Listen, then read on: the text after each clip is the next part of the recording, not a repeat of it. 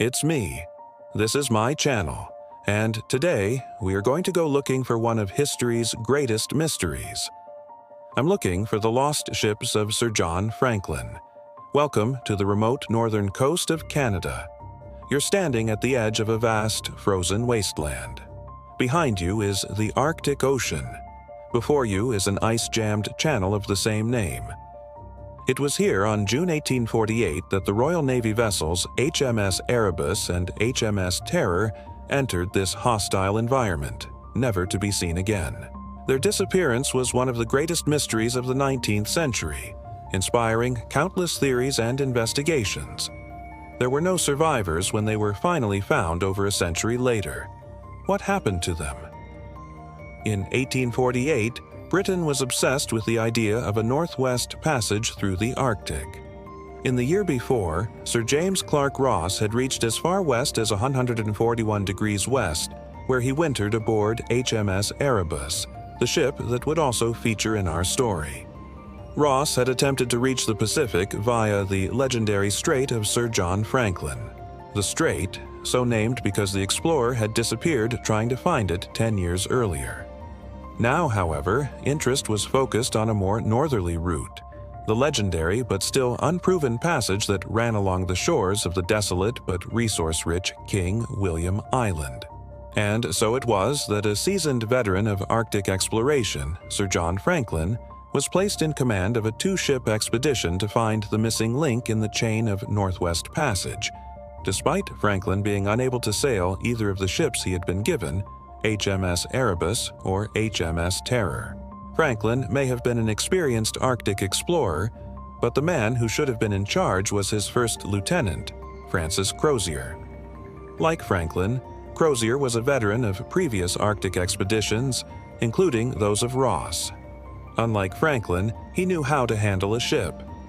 Unfortunately, this fact did not escape the notice of Admiral Sir William Parker, who wrote to Franklin giving him some frank advice on how to handle his inexperienced captain. On May 1848, after a ceremonial departure from England, Franklin and his officers gathered in the wardroom of HMS Erebus for dinner. That evening, Franklin opened his mail, including a letter from his wife, Lady Jane Franklin, who was raising money for a search party should anything happen to her husband's expedition. Having read his letters, Franklin announced to the assembled company, "Gentlemen, we are off to find the Northwest Passage and we shan't be back for a long time." He then toasted his wife, who was on shore with their children. However, this was a mistake as it set the tone for the voyage, one which excluded the ladies in favor of the men. The warning signs were already there. Franklin's obsession with his own legacy overshadowed any other considerations. The expedition was underway. Franklin sailed into Beechy Island, where he spent the winter before starting his westward passage in the spring. During the night, both ships became locked in the ice. They were doomed to stay here for months. As the winter dragged on, strange things began to happen. An author who had stowed away on board Terror managed to smuggle out a letter telling of appalling treatment and terrible suspicions. The letter was published, causing a sensation back home. A rescue mission was hastily organized and sailed north. But all they found was a deserted camp on Beechy Island, containing only the personal effects of the crew. With no sign of a struggle, no wrecked boats, and no corpses, the expedition vanished without a trace. Following the discovery of the abandoned camp on Beechy Island, speculation ran wild in England. What had become of Franklin and his crew? Had they fallen victim to an attack by the local Inuit population? Or had they succumbed to something more sinister? Years later, the discovery of their final resting place would shed light on the fate of these lost souls. But for now, the mystery deepened. As days turned into weeks and weeks into months, hope began to dwindle that the crew would ever be found alive. But against all odds, an Inuit hunter named Erebus described how he had encountered a group of sailors in the summer of 1848. According to Erebus, the men were dressed in European clothing and appeared to be in good health. They had, however, traded their firearms for tools to hunt with. This evidence of contact between the explorers and the Inuit led to renewed speculation about the fate of the Franklin expedition. Could the crew have survived the ordeal, or was there a darker tale behind their disappearance? The Franklin expedition was a tragic chapter in the history of Arctic exploration, a harrowing tale of bravery, sacrifice, and the unforgiving nature of the Arctic.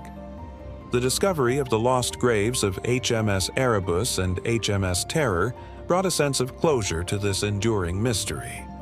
But the question remains, what really happened to Sir John Franklin and his crew? After years of searching, the wreck of HMS Erebus was finally discovered in 2014, lying beneath the ice-jammed waters of the Arctic. This discovery was a significant breakthrough in the investigation of the Franklin expedition, providing valuable insights into the fate of the ill-fated vessel and its crew. Shortly thereafter, in 2016, the wreck of HMS Terror was located nearby, confirming the grim suspicion that both ships had met their end in the icy grip of the Arctic. These discoveries offered a tangible link to the past, allowing researchers to piece together the final days of the Franklin expedition. Analysis of the wrecks revealed that both ships had become trapped in the ice, eventually succumbing to the relentless pressure of the frozen waters. The discovery of HMS Terror provided crucial evidence about the fate of the Franklin expedition. Here's why. The wreck was found in an upright position, suggesting that it sank relatively quickly. This finding contradicted previous assumptions that the ship had drifted and partially submerged, offering a clearer picture of the sequence of events that led to its demise. Furthermore, the condition of the ship's hull pointed towards starvation rather than violence as the cause of the crew's demise. This supported the theory that the crew, trapped in a desperate struggle for survival, resorted to cannibalism to endure the harsh conditions. The examination of HMS Erebus and HMS Terror unveiled the harrowing tale of the Franklin expedition. The discovery of personal belongings, including Captain Franklin's journal, provided a glimpse into the personal accounts of the ordeal. These first-hand accounts offer invaluable insights into the crew, his experiences, and the challenges they faced during their final days aboard the ill-fated vessels. The presence of remnants of daily life on board, such as clothing and personal items, paints a haunting picture of the abrupt end to the sailors' lives. These material remains serve as tangible reminders of the human cost of exploration and the unforgiving nature of the Arctic environment. By piecing together the evidence from the wrecks, historians and researchers have reconstructed a more accurate timeline of events. The findings indicate that HMS Erebus and HMS Terror became trapped in the ice more than a year before previously thought. This revelation challenges conventional narratives and offers a deeper understanding of the expedition's final days. Through this meticulous work, the discoveries made from the wrecks have allowed us to pay tribute to the crew of HMS Erebus and HMS Terror, acknowledging their bravery and sacrifice in the face of insurmountable odds. The discovery of the wrecks provided a tangible link to the past, allowing us to pay tribute to those who perished in the Arctic. By exploring the depths of the frozen North, we have come to understand the immense challenges faced by Sir John Franklin and his crew, trapped in the unforgiving grip of the Arctic. As we reflect on their tragic fate, let us also celebrate the indomitable spirit of exploration that continues to drive humanity as quest for knowledge and discovery. The discovery of the wrecks has also sparked renewed interest in the role of race and class in the Victorian era. Many of the crew members from HMS Erebus and HMS Terror hailed from diverse backgrounds, reflecting the vast reach of the British Empire. Their stories highlight the contributions of individuals from different races and social classes who often went unrecognized or were marginalized in historical narratives. The examination of their personal belongings, such as clothing and personal items, provides insights into the lived experiences of these men, allowing us to appreciate their unique perspectives and challenges. By studying the diversity among the crew, we gain a more nuanced understanding of the social dynamics and power structures of the time. The discovery of HMS Erebus and HMS Terror has offered a profound reflection on the complexities of the human experience during the Age of Exploration. The tale of the Franklin expedition serves as a reminder of the resilience, determination, and sacrifices made by ordinary people in the face of extraordinary circumstances. As we continue to explore the icy waters of the Arctic, let us carry with us the stories of those who came before us. For in their struggles and triumphs, we find both a cautionary tale and an inspiration to push forward in our own endeavors. In the desolate expanse of the Arctic wastelands, the wrecks of HMS Erebus and HMS Terror stand as silent sentinels to a tragic past.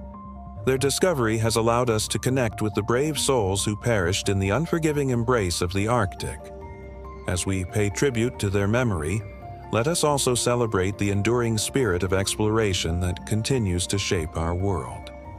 If you liked this video, please like and subscribe to show support. It really helps the channel grow. Let me know what you think in the comments section below.